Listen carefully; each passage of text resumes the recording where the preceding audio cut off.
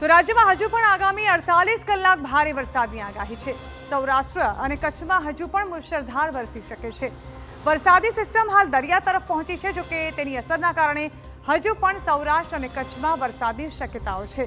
ભારે વરસાદને કારણે રાજ્યના ખેડૂતોને ખૂબ જ નુકસાન થયું છે। ધરતીપુત્રો માટે હવે વરસાદ વેરી બની ગયો છે।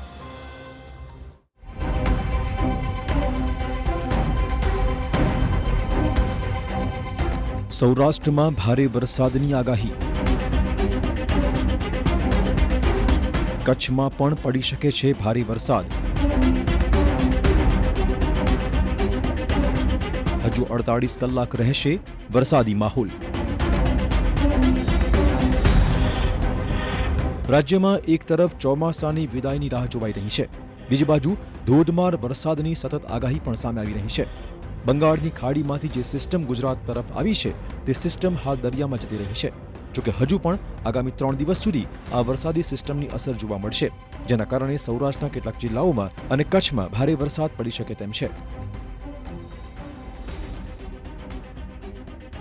સૌરાષ્ટ્ર અને કચ્છ પર હાલ એક નહીં પરંતુ 2 સિસ્ટમ એક્ટિવ છે, જેના કારણે હવામાન વિભાગ દ્વારા હજુ પણ આગામી 7 દિવસ સુધી રાજ્યમાં સામાન્ય વરસાદની આગાહી કરાઈ છે।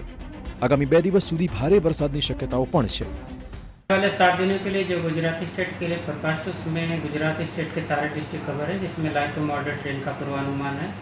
और वार्निंग की बात करेंगे तो आज और कल के लिए सौराष्ट्र रीजन के लिए हेवी रेनफॉल की वार्निंग है। और जो डिस्ट्रिक्ट है जहाँ पर आज के लिए हेवी रेनफॉल की वार्निंग है वो कच्छ, द्वारका, पोरबंदर, जूनागढ़, गीर सोमनाथ और राजकोट डिस्ट्रिक्ट शामिल है। और कल के लिए कच्छ, जामनगर, राजकोट और द्वारका, पोरबंदर और जूनागढ़ डिस्ट्रिक्ट शामिल है, जहां पर हेवी रेनफॉल की वार्निंग है।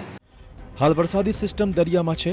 આગામી 48 કલાક સુધી સૌરાષ્ટ્રમાં દરિયાકાંઠે 55 કિલોમીટરની ઝડપે પવન ફૂંકાઈ શકે તેમ છે।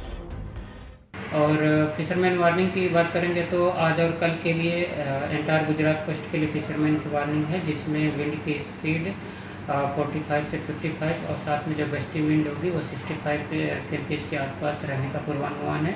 और डे 3, डे 4 और डे 5 के लिए भी फिशरमैन की वार्निंग है एंटायर गुजरात कोस्ट के लिए।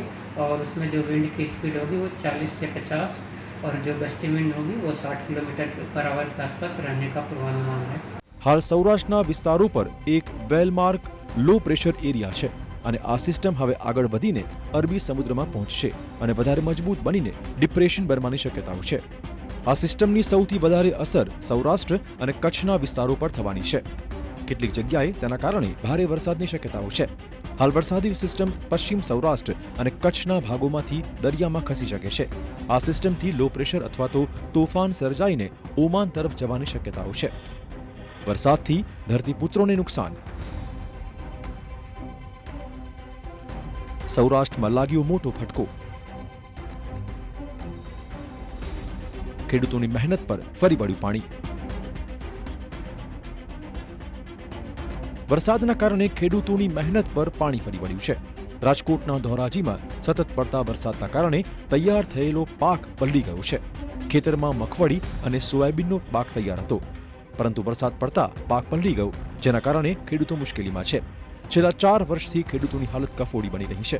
આ વર્ષે સારા ઉત્પાદનની આશા હતી, આથી ખેડૂતોએ કપાસ, મગફળી જેવા પાકનું વાવેતર કર્યું હતું, પરંતુ વરસાદ પડતા ખેડૂતોને ફરીવાર નિરાશા જ હાથ લાગી છે। છેલ્લા 4-5 દિવસથી વરસાદ સતત વરસાદ આવવાના કારણે ખેડૂતના મગફળી છે, સોયાબીન છે અને ઊભા કપાસમાં ફાલ ખરી જવાનો ઘણો નુકસાન થાય છે ખેડૂતને।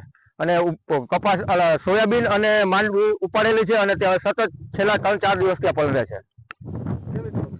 નુકસાન એટલે ખેડૂતને પૈડા ઉપર પાઠવું છે। જે માલ તૈયાર થઈ ગયેલો છે એ અત્યારે સંપૂર્ણપણે નાશ થઈ ગયેલો છે, પૂરો થઈ ગયો છે। વાવેતર પાછળ કરેલો ખર્ચ ખેડૂતોનો પાણીમાં ગયો છે।